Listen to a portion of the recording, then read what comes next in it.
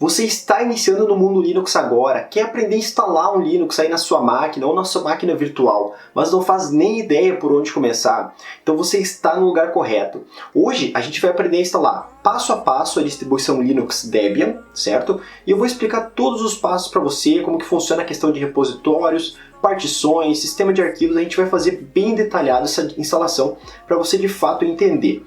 Se você ainda não assistiu ao primeiro vídeo dessa série de vídeos de iniciante Linux, veja que vai estar no card aqui em cima o primeiro vídeo dessa série, ok? Se você gostar desse vídeo e quiser acompanhar essa série, já se inscreva aí no canal e deixe um comentário com uma sugestão de vídeo para que eu possa agregar nessa série de vídeos para iniciante Linux, certo? Peço também que você verifique os nossos cursos que estão aqui na descrição e participe das nossas redes sociais, Facebook, Telegram e Instagram. Está tudo aqui na descrição, fechou? Então vamos para a prática agora. Muito bem, pessoal, então vamos aprender a instalar o Debian passo a passo, tá? A primeira coisa que você tem que saber é se você vai instalar ele em UEFI ou se você vai instalar ele em Legacy. Geralmente, se é um equipamento mais antigo, ele vai ser instalado em Legacy, tá? Se a sua BIOS ela suporte UEFI, você vai instalar ele em UEFI. Se você não sabe a diferença entre esses dois carinhas, eu vou deixar um vídeo no card aqui em cima que eu ensino passo a passo para você instalar um sistema em UEFI, um sistema Linux em UEFI, ok? Então primeiro nós vamos baixar a imagem do Debian. Para isso a gente vai acessar o debian.org, tá? Aqui em debian.org você pode clicar em obtendo o Debian, tá? E você vai notar que tem algumas imagens de instalação diferente, tá? Quando você vê o termo net install, significa que ele é uma imagem reduzida. Ela vai pesar em torno de 200 a 300 megabytes. O que acontece é que ele vem com um sistema mínimo, tá? E conforme o que você selecionar, por exemplo, interface gráfica, outros pacotes que você quer instalar já durante a instalação do sistema, eles vão ser baixados diretamente do repositório do Debian durante a instalação e vão ser aplicados, tá? Por isso que ela tem um tamanho menor, porque ela não tem tudo aglomerado nela, tá? E você tem também a imagem completa, que vai ter em torno de 3 ou 4 GB, porque ele tem todos os pacotes já aglomerados dentro dessa imagem. Ou seja, se você tem internet disponível, você faz a instalação pelo net install. Se você não tem uma internet disponível no local, você baixa a imagem completa. Essa é a diferença entre as duas, tá? Então, por exemplo, se você quiser um net install, você vem aqui, ó, ISO net install para PC 64 bits. Vamos ver aqui. Ó, já começou o download. No caso eu vou cancelar porque eu já tenho essa imagem aqui, ok? Se você quiser a imagem completa, você vai aqui, ó, uma imagem maior de instalação completa. Vamos clicar aqui, baixar imagens de CD DVD usando HTTP. Você vai ter aqui DVD, que geralmente são as imagens maiores, e as de CD são as net install. Então em DVD a gente clica aqui em AMD64 e a gente vai cair aqui nesse repositório, ó. Você pode ver que o Debian ele tem o tamanho aqui, ó, 3.4, 4.4, 4.4 GB. Então você vê que a instalação completa, né, que já vem com os pacotes dentro, ela é muito maior. Então após fazer a instalação desse carinha, você vai decidir aí se você vai instalar em um equipamento ou se você vai instalar em uma máquina virtual, ok? Então, se você vai instalar em um equipamento, eu sugiro que você veja o meu vídeo de instalação Linux UEFI, onde eu mostro como que você cria um pendrive bootável. Ou você pode ver também o vídeo que eu fiz como criar um pendrive bootável pela linha de comando Linux. Se você vai fazer uma máquina virtual, você pode baixar o VirtualBox. Tá? Você vai aqui no site da Oracle, tá? É uma aplicação da Oracle. Você vai aqui em Linux Distributions e você vai baixar conforme a distribuição que você tem. Ou você pode ir na central de pacotes da sua própria distribuição, digitar VirtualBox, que certamente vai ter disponível. Tá? Depois que você instalar ele, ele vai abrir esse íconezinho aqui, ó. E aí você abre o seu VirtualBox. Se você tiver no Windows também é só você baixar a versão do Windows e instalar normalmente, e daí você faz a instalação do Linux por aqui, tá? Essas aqui são as máquinas virtuais que eu tenho. Nós vamos clicar aqui em novo, tá? Vamos adicionar um nome aqui, Debian. Eu geralmente coloco aqui 2 GB de memória, mas você faz compatível ao seu hardware que você tem disponível, tá? Eu geralmente coloco 20 GB, mas obviamente eu não vou utilizar tudo isso. E eu vou dar um criar. Eu vou entrar nas configurações de novo, para a gente mudar algumas coisas, tá? Primeiro, nós vamos aqui em sistema, eu vou colocar 2 cores dedicados. Opa, não é aqui, não é aqui. E aqui na placa de rede eu vou colocar em bridge. Por quê? Bridge significa que ele vai pegar um IP do seu roteador, ou seja, ele vai aparecer como uma máquina normal na sua rede. Se você deixar em NAT, somente a máquina host vai poder enxergar ele, ou seja, só esse Ubuntu aqui vai poder enxergar ela. Então eu adiciono ela em bridge. Perfeito, vou dar um iniciar e vou escolher a ISO que eu quero para botar ele, que vai ser a ISO do Debian. Ó, abriu aqui na outra tela, beleza. Vou aqui na minha pasta pessoal, Debian 9.6, iniciar. E já vai cair nessa tela inicial aqui. Então o que a gente tem aqui? Ó? Primeiro, Graphical Install significa que a gente entra numa tela de instalação gráfica, ou seja, que você pode mexer o seu mousezinho para ir passando para as próximas fases. O install ele não vai iniciar, ele é só para quando você tem somente um teclado, por exemplo, para fazer a instalação. Então você vai só digitando. Advanced Options geralmente é quando a gente quer fazer alguma coisa diferente, tipo recuperar o grub, ou reinstalar alguma aplicação, corrigir o sistema no geral, tá? Vai ter várias opções ali. Basicamente o que a gente vai fazer então é ir no Graphical Install, para ficar mais fácil aí para você, ok? Você vai notar que as distribuições Linux, elas têm a instalação muito parecida uma da outra, tá? Inclusive tem outras que são muito mais simples, eu já escolhi o Debian por ela ser mais complicada, muita gente acha que é difícil instalar o Debian, mas é muito tranquilo, tá? Então aqui primeiro a gente vai selecionar a linguagem, você pode ver que a linguagem ela está em inglês, tá? Depois que a gente selecionar o português aqui, você pode pressionar a tecla P, ele já vai lá para baixo, ó. Você seleciona o português Brasil e dá um continue, tá? Ó, já mudou aqui para o português, ok? País ou território, Brasil, tá? Aqui ele vai começar a puxar as localidades de onde a gente está. E aqui o mapa do teclado, tá? O português brasileiro provavelmente ele já vai mapear o seu teclado, ou se você estiver, por exemplo, utilizando um teclado padrão iOS, né? Que não é um ABNT2, ele vai trocar algumas teclas para barra ficar mais ali no canto, para ter o C cedilha e tudo mais, tá? Então aqui ele faz a configuração do teclado para com o sistema. Aqui ele vai detectar o seu hardware, aqui é a parte importante, onde ele detecta a placa de rede, né? E como eu estou usando o NetInst, ele precisa ter conexão com a internet, ele precisa ter um IP válido na rede para poder buscar esses pacotes. Olha, ele está configurando HCP, se ele dá aquela barrinha completa, significa que ele configurou sem problema algum, tá? Próximo passo, nós vamos definir o nome da nossa máquina na rede. Tá? Então qual que vai ser o nome que vai aparecer para os outros equipamentos nos encontrarem, né? Ou quando você acessar o terminal vai aparecer lá, usuário arroba, e aí vai ser o nome da máquina, o nome do host. No caso aqui eu posso usar Debian 9, eu gosto sempre de utilizar o nome da distribuição e a versão. Então CentOS 7, Debian 9, Ubuntu 18 e assim por diante. Continuar, nome do domínio, se você não tem nenhum domínio, né? Isso aqui é geralmente para ambientes enterprise, né? Quando a gente tem um domínio de rede. No caso aqui, o home, deixa o padrão, porque isso não muda nada. Aqui a gente entra em uma parte importante, que é a definição da senha de root. O que acontece? Se nós definirmos uma senha de root, tá? O sudo ele não vai funcionar. E o sudo você vai entender um pouquinho mais para frente, tá? Que é basicamente uma outra camada de segurança. Então a gente deixa essa tela aqui em branco, a gente não define uma senha de root. Por quê? Porque para você virar root, então, se a gente não definiu uma senha, logo você vai ter que virar o usuário normal e só depois você vai virar o root. Então a gente acaba utilizando o sudo. Então nessa tela nós pulamos essa parte de root, porque não é interessante colocar uma senha para o root, que é o usuário supremo do sistema. A gente mantém assim, vamos dar um continuar.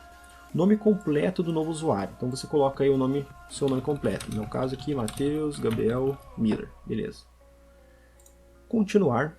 O nome do usuário para sua conta, você pode colocar o usuário que você quiser. No caso aqui vai ser o usuário que você vai usar para logar quando você estiver na linha de comando.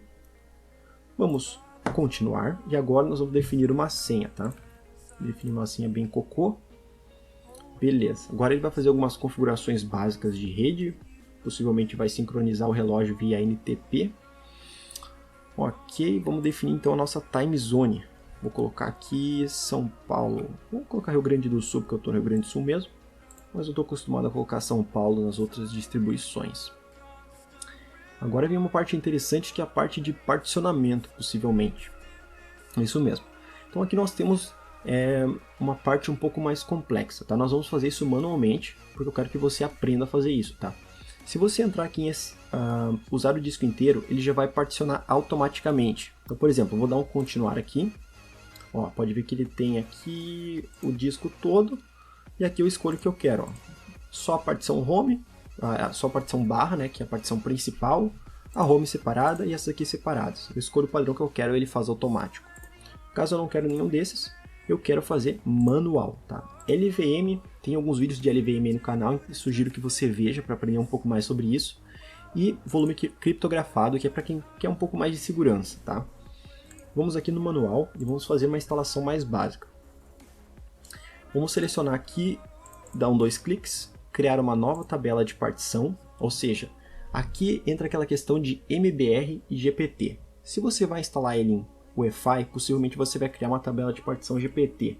Se você vai instalar aí num hardware normal, numa máquina virtual, você pode usar MBR. Existem N variantes que definem se você tem que utilizar GPT ou MBR. Sugiro que você dê uma pesquisada sobre isso, porque isso também é aplicado no Windows, em outros sistemas também, porque é uma coisa mais relacionada ao disco rígido do seu equipamento. Vamos criar aqui uma partição, beleza.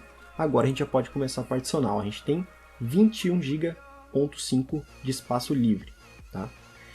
Vamos ver aqui, ó, aqui é a parte mais de servidor, onde a gente pode criar RAID, volume lógico, volume criptografado e tudo mais.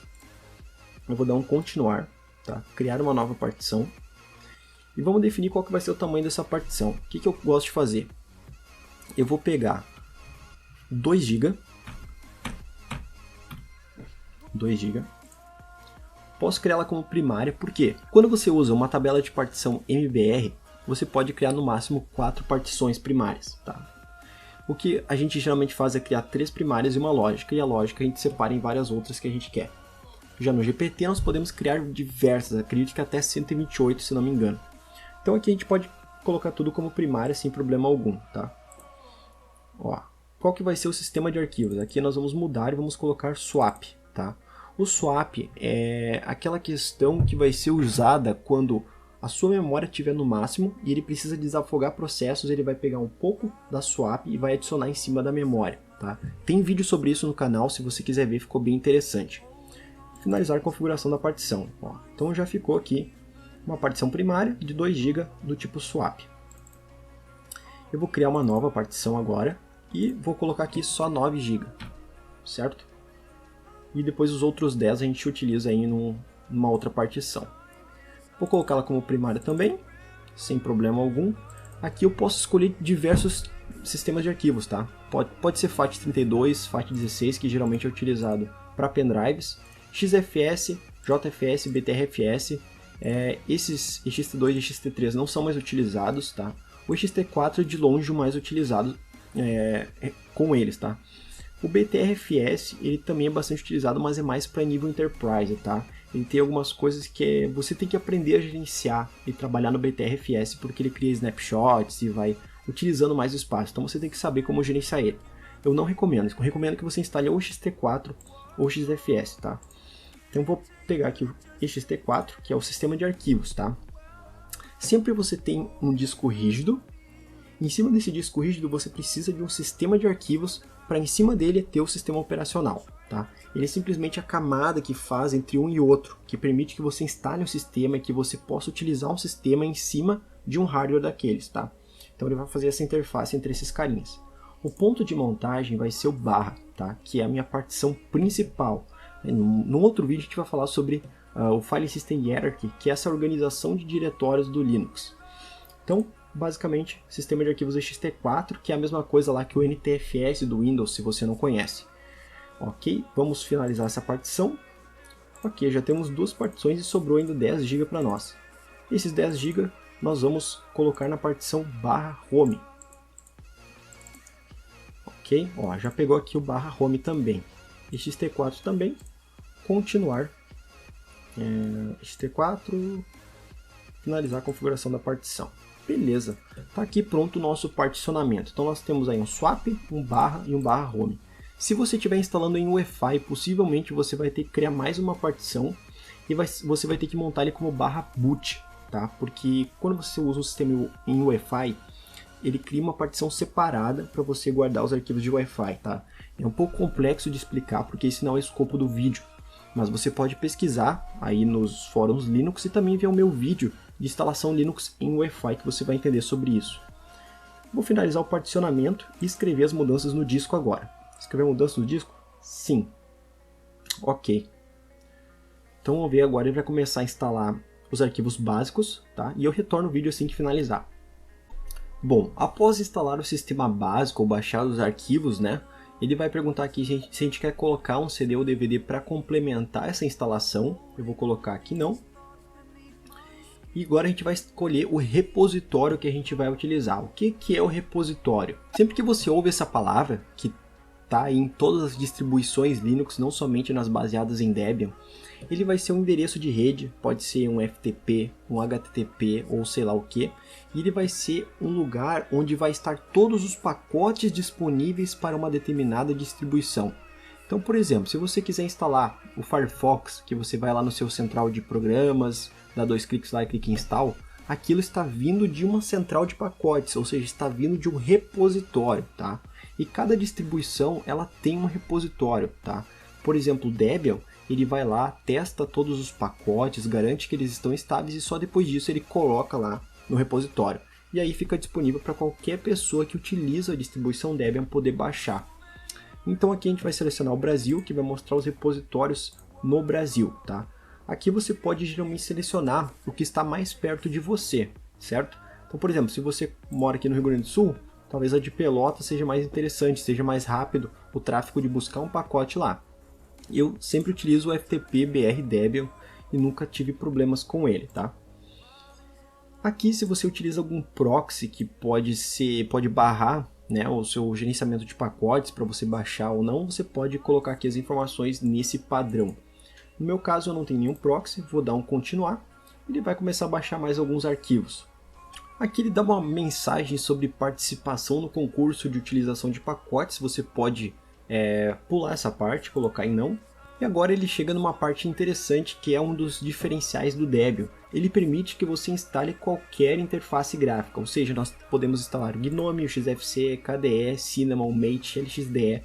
Então você pode escolher a que melhor lhe agrada e simplesmente marcar um check aqui do lado. No meu caso eu vou instalar o XFCE, por quê? O GNOME ele é para quando você tem um hardware mais robusto, tá? O KDE pode até ser utilizado porque ele deu uma grande otimizada, mas ele também tem alguns efeitos um pouco mais robustos, tá? O Cinnamon também é bem bacana, também é leve, o Mate também é leve e o LXDE é um dos mais leves, tá? Então nós temos aqui XFCE e LXDE. Na verdade eu vou até instalar um LXDE. Aqui a gente pode selecionar algumas coisas por padrão também. Por exemplo, o servidor web, o servidor Apache já instalado e configurado, um servidor de impressão, que é o CUPS, e um servidor SSH. Eu vou desmarcar isso aqui. Aqui os utilitários de sistema padrão você deixa, né, que é a questão do GNU Core Utils e aquela coisa toda, e o ambiente de área de trabalho do Debian também. Então vamos dar um continuar. E agora você pode ver que ele está baixando esses arquivos lá do repositório do Debian e já vai instalar nessa máquina virtual também, tá? Então assim que finalizar essa instalação eu volto aqui com o vídeo. Bom pessoal, terminou de instalar aqui. Essa é a última parte, na verdade, da instalação, onde ele pergunta se você quer instalar o Grub no registro mestre de inicialização, que é a MBR do disco, tá? No primeiro vídeo aqui do canal, nos primeiros vídeos, eu falo sobre o processo de boot do Linux, que você vai entender um pouco mais sobre isso, mas a gente vai falar talvez em um vídeo futuro também, tá? No caso aqui, eu vou falar para instalar no /dev/sda, que é o único disco que eu tenho, né? Que é o meu disco virtual. Vou dar um continuar. Ele vai executar o grub install e vai finalizar a instalação sem problema algum. Vamos só aguardar aqui. Instalação completada, pessoal. Então assim, já foi instalado, tá? Eu vou dar um continuar para ele reiniciar. Assim que reiniciar eu vou desmontar aqui, já desmontou automático e entrou aqui no grub para nós, Vou iniciar a distribuição, vamos ver se ele vai entrar na tela de login agora. Beleza, agora eu só coloco aqui o usuário que você selecionou lá durante o processo de instalação, coloca a sua senha. Taranã. Do you want to enable history saving? Sim. E prontinho, tá lá instalado com o LXDE, ok? Então esse é o processo de instalação, pessoal, é muito simples. Você vai começar selecionando a linguagem, vai selecionar o padrão do teclado. A partição você pode colocar para particionar automaticamente. Eu só mostrei ali para você ver como que você cria as partições, tá? Você pode instalar somente o barra e uma partição de swap, que é o padrão, ou um barra e um barra home, ou se você quiser separar todas as partições com todos os diretórios dentro do barra, você pode, então é indicado, tá? Numa parte de servidores, a gente vai falar um pouco mais sobre a instalação do barra var separado, barra tmp separado, mas para client, para equipamentos que você vai usar no seu próprio notebook, a gente geralmente usa o barra home separado ou só o barra tudo junto. Eu geralmente uso o barra tudo junto porque para mim não faz diferença, não impacta em nada, tá? Você vai então particionar ele, faz essa parte, você vai selecionar o sistema de arquivos, geralmente é ext4, tá? Ou XFS, tá? Os sistemas de arquivos XFS são mais utilizados em distribuições baseadas em Red Hat, que são os padrões, e o XT4 em distribuições baseadas em Debian, mas está na maioria das distribuições o sistema de arquivos ext4, tá? E é ele que permite que você instale um sistema operacional em cima dele, tá? Ele faz a interface entre o disco rígido e o nosso sistema. E aí você vai simplesmente selecionar um repositório, que é de onde ele vai buscar os pacotes. Ele vai baixar todos os pacotes e instalar sem problema algum, ok? Eu espero que eu tenha conseguido responder as dúvidas de vocês, tá? Se você ficou com uma dúvida nesse vídeo, comente aí para eu te ajudar, eu vou te responder com certeza. Se você quiser também, tiver algum problema durante alguma instalação, você pode participar do nosso grupo do Telegram, que todo mundo vai tentar te ajudar com esse problema, ou do nosso grupo do Facebook, tá ok? Então se você gostou desse vídeo, deixe seu like, deixe seu comentário aí, tá bom? Um grande abraço e valeu!